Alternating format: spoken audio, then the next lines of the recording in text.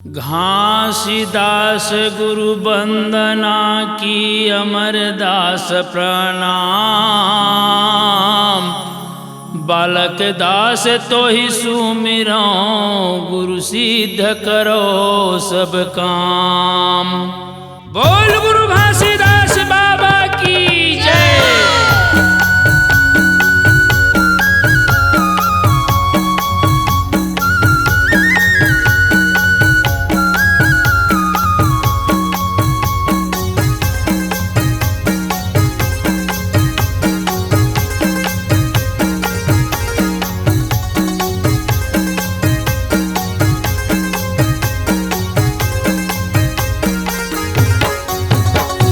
जल दिया बे बाबा डोंगरी के तिरमा, तह जल दिया बे गुरु डोंगरी के तिरमा।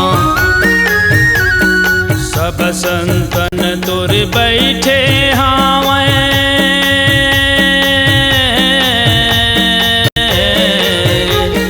सब संतन तोर बैठे हावे। जन भुलावे तह जल दिया बे, जल दिया बे बाबा डोंगरी के तिरमा।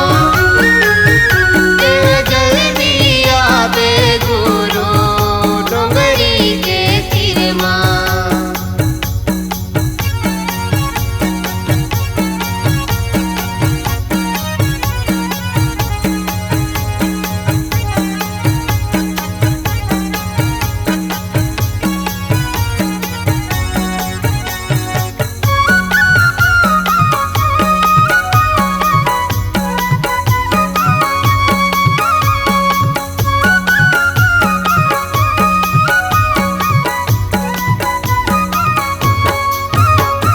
पहली सुमिरो सतपुरस दूसरे में घासीदास।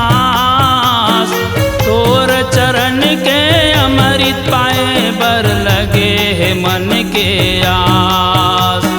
तोर चरण के अमृत पाए बर लगे है मन के आस। तीजे सुमिरो अमर गुरु लाया बे घोड़ा सवारी। दिन दुखिया की दुख दूर करके काटबे तन की बीमारी। दिन दुखिया के दुख दूर करके काटबे तन की बीमारी। कब दर्शन देबे हो,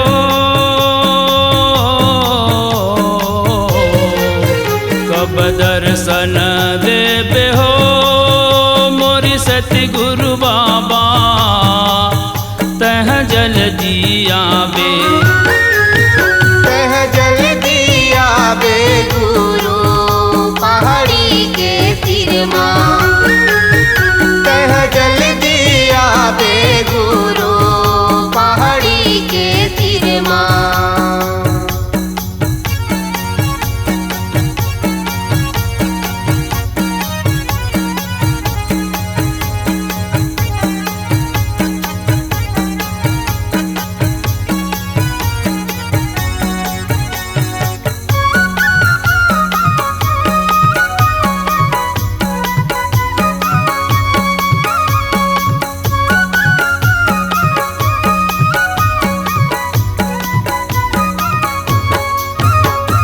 चौथे सुमिरा बालक गुरु लाया बे हाथी चढ़ के।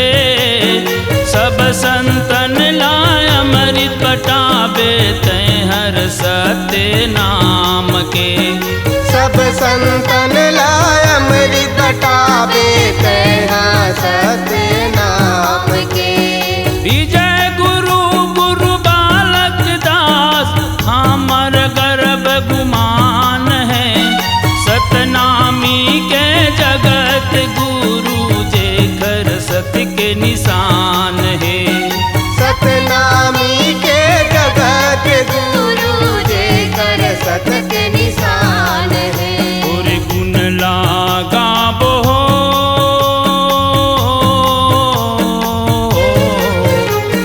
गुण लागा बो मोर सतगुरु बाबा तह जल्दी आवे। जल्दी आवे गुरु डोंगरी के तीर माँ,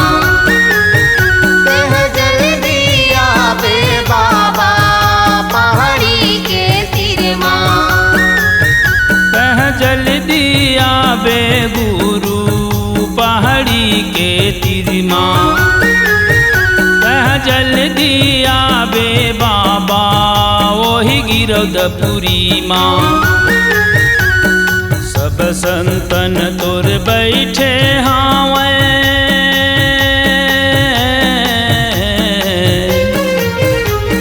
सब संतन तोर बैठे हावे ओहुल जन भुलावे तह जल्दी आवे।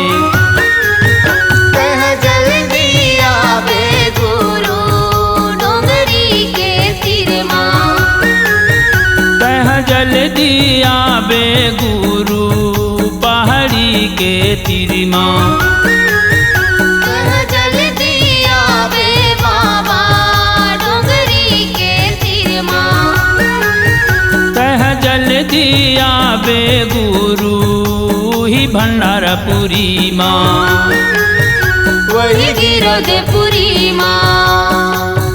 ओही खड़ुआपुरी माँ, वही जटवापुरी माँ, वही गिरौदपुरी माँ।